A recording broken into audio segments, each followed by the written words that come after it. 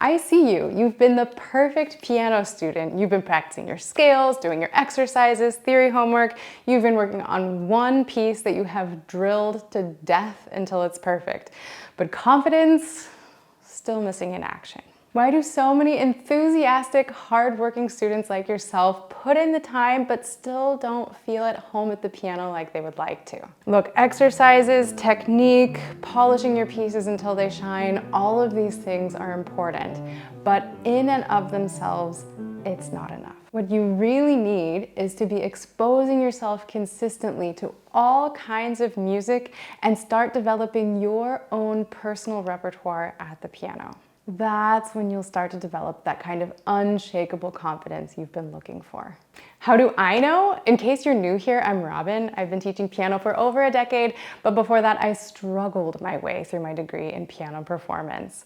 I worked really hard. I put in the hours. I learned a handful of pieces until they were really mastered, but I still didn't have the confidence. Anytime I needed to learn something new, I felt like I was starting from scratch. I felt like I didn't know what I was doing. And the biggest thing that tripped me up is I tried to skip over too many steps. I tried to skip ahead to the fun stuff, and I didn't spend enough time really learning the basics. And the most frustrating part about it is if I had learned how to incorporate simple music into my practice routine, just micro doses of things that I could learn in a short amount of time, I would have learned so much more music in the long run. Learning how to develop a well-rounded repertoire that was really covering all of the bases was my missing link, and I'm going to make sure you don't fall prey to the same mistake. Exercises, music theory, learning your pieces to proficiency, all of these things are important, but it's not the full picture. Think about how this advice would sound if you apply it to learning a language. Someone tells you, okay, to speak English like a native speaker, to really feel confident using the English language, read this book on grammar, read these things by Shakespeare, and by the end you'll be fluent. That is not fluency. Grammar and a handful of masterpieces will not make you feel at home with the English language.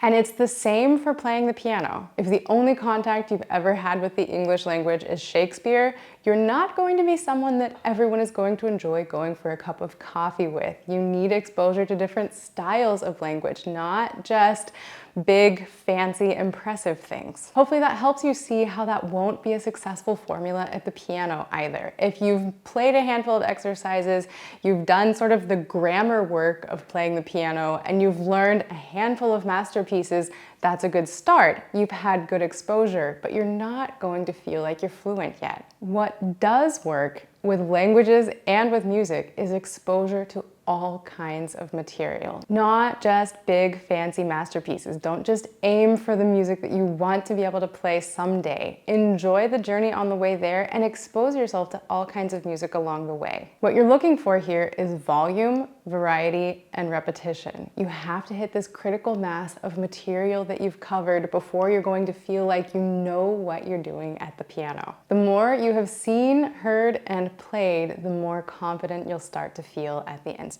So how can you develop this kind of exposure with intentionality in your piano playing?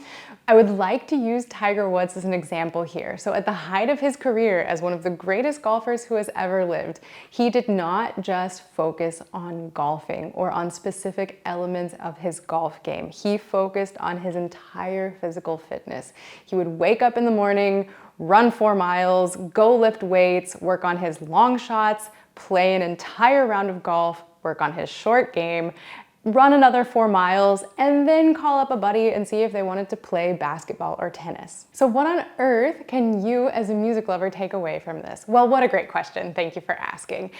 First and foremost, I want you to keep in mind that this is not just about what you're playing at the piano. I also want you to apply this to all of your music making skills. Just like Tiger Woods was addressing his entire physical fitness, I want you to be thinking about your entire musical fitness. So this applies not only to playing things at the piano, but also to listening music and going to concerts and just exposing yourself in so many different ways to all kinds of music. But I also have 5 very specific takeaways for you. If you can get yourself to be intentional about approaching each of these 5 things, you're going to start developing all kinds of skills and working muscles, musical muscles that you maybe didn't even know you had. The first step is to play music from all different time periods and from all kinds of composers. I don't care if Beethoven is your favorite composer and you want to play Beethoven. You love Beethoven, that's the music you always wanted to play. Great. You need to keep playing Beethoven, but I want you learning Bach and Handel and Chopin and Haydn and Mozart, music from much earlier and from much later, so that you've exposed yourself to all kinds of musical language. Because you probably have things that you started learning the piano that you wanted to learn because of that piece, and that's great. But there's so much music out there in the world, and I want you to explore all of it so you might even find things that you end up liking better. And to figure that out for yourself, you have to get your hands dirty. The second factor I want you to pay attention to is style. So sometimes style and time period go hand in hand, but certainly not always. Every composer has fast pieces, slow pieces, lyrical, dramatic, funny. There's a mixture of everything, and I want you choosing pieces that fill the different criteria because it's developing different skills in your playing and it's giving you something different to work on at the piano. The third thing is you should be exploring different genres. So I am a classical pianist. I play primarily classical music. I teach primarily classical music. But if you only ever learn things in this very classical, cut and dried way, we learn with the sheet music, we do everything the same way every single time, you're limiting yourself because there's so much that we can learn from other styles. And the more music you expose yourself to, be it pop, jazz, film music, musicals, fill in the blank, whatever strikes your fancy, do a little bit of each so that you're developing different skills and learning how to produce different kinds of music. Again, you can spend most of your time learning the music that's really interesting to you, but if you try out different things just every now and then, sort of cycle through, make a list for yourself of the different works you would like to learn and cycle through different styles along the way and different genres along the way, you're going to learn how to speak different languages at the piano. Point 4 goes very much hand in hand with point 3. I want you trying to learn music through different modalities. Now, what on earth do I mean by that? Modalities, I mean learning things with sheet music like we tend to do at the piano, but also try approaching things with chord charts, with lead sheets, try playing by ear. Each one forces you to think about music in a slightly different way, sometimes in a radically different way, and it helps develop skills like trusting your ear and trusting that your fingers know where to go when you think in terms of distance between the notes. You'll also learn how to approach rhythm differently, harmony. Sheet music, for all of its wonderful value that it offers us, can also be crippling because as soon as they take it away, we as pianists tend to feel like they've clipped our wings. If you're still here with me, the 5th point is probably the most valuable thing I have to say in this entire video, so congratulations. You need to be learning music intentionally with different levels of difficulty.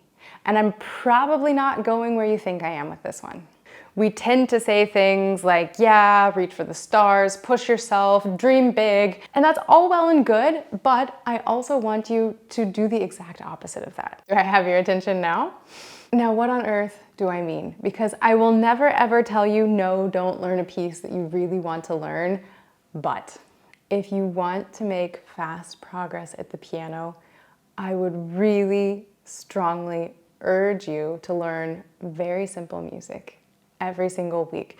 Not so simple that it's completely boring. We're not talking about mind-numbing here. Nobody profits from that. But simple enough and something that you enjoy, that you can get through something new once every single week. You don't need to perfect these pieces and these songs, but you do need to be sort of cycling through enough information. And this comes back to that critical mass that I mentioned earlier in the video. The more pieces you have learned, the more material that you've covered, the more ground that you've covered, the more you're going to start to feel at home at the piano. Not everything has to be perfect. Not everything has to be pristine and polished. If you can find music that you kind of enjoy playing, that you can get to 70% baked within a week to 2 weeks time, and do that every single week, boy, are you going to start making progress. And to be clear, that's in addition to the big pieces that you really love and really want to learn. If I were in a position to decree something for everyone in the entire world who wants to learn to play piano, I would wish for everyone to always have something on 3 different levels. Something really simple that you can cycle through every week or two, something that's in that sort of sweet spot that's not so easy that it's boring, but not so hard that it takes you a lot of time, something that you could learn roughly 1 a month, things that have a little bit of challenge, but that they're not pushing you too far.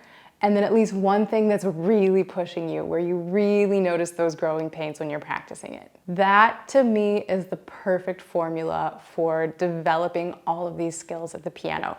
And as you do that, as you work through those 3 phases of music, those 3 levels of music at the same time, you're keeping those first 4 criteria in mind the entire time, so that you're learning something from different time periods, from different composers, of different styles, of different genres, and so on.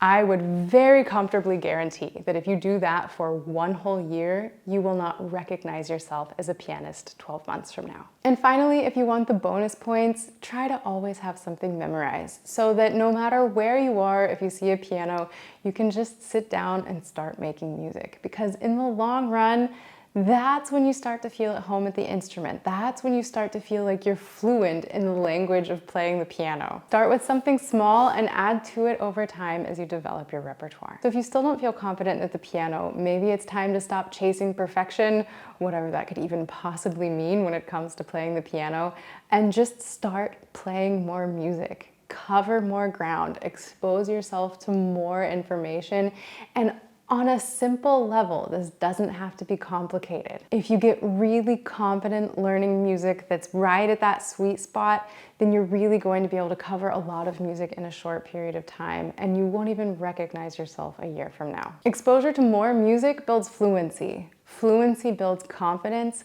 and that is when you really start to feel at home at the piano. Don't forget to download the PDF. It's linked in the description below, and it has so many ideas of very concrete ways you can develop your repertoire, leveled materials so there's no guesswork of, okay, this was too hard, but how on earth do I find something a little bit simpler so I'm at that sweet spot? It's all lined up for you and good to go. And let me know in the comments, how are you going to apply this in your practicing? Are you going to add something a little bit simpler to your practice routine?